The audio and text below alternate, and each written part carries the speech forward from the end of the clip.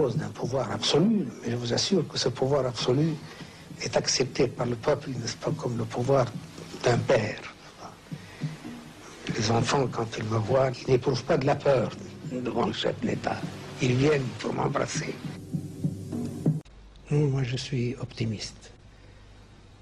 Quand on parle de la Tunisie d'après Bourguiba, je dis, moi, je crois que j'ai fait quelque chose de solide, qui tiendra après moi. Le 7 novembre 1987, comme tout le monde le sait, le général Ben Ali, Premier ministre de Tunisie, a renversé le président Bourguiba.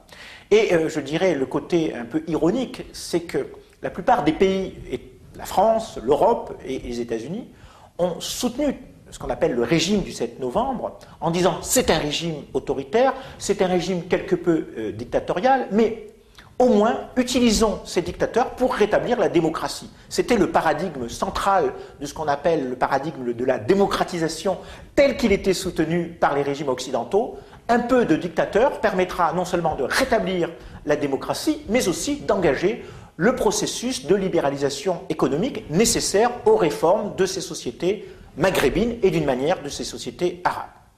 Or, qu'est-ce qu'on constate 21 ans plus tard en Tunisie? Mais ces conclusions et ce bilan pourraient être appliqués à la plupart des pays arabes, et notamment à l'Égypte de Moubarak.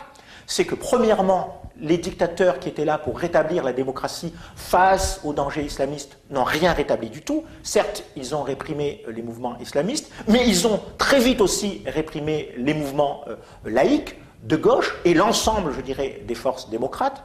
Certes, ils ont libéralisé, mais une libéralisation qui a plutôt profité aux familles proches des palais, palais présidentiels pour les républiques arabes, palais royaux pour les monarchies arabes, et que la stabilité promise, puisqu'ils auraient chassé, je dirais, le péril islamiste des sociétés arabes, le ver du fondamentalisme des sociétés arabes, on s'aperçoit qu'aujourd'hui, le bilan est encore plus catastrophique, parce qu'un islamiste qui était plutôt, je dirais, légaliste, aspirant à une reconnaissance parlementaire et souhaitant, du moins dans le discours, jouer un rôle dans le sens de la démocratisation, nous avons aujourd'hui en présence un islamisme beaucoup plus radical, beaucoup plus, je dirais, antidémocratique, et qui, lui, ne veut même plus entendre parler de droits de l'homme et de libertés fondamentales qui sont associées abusivement à l'idéologie occidentale.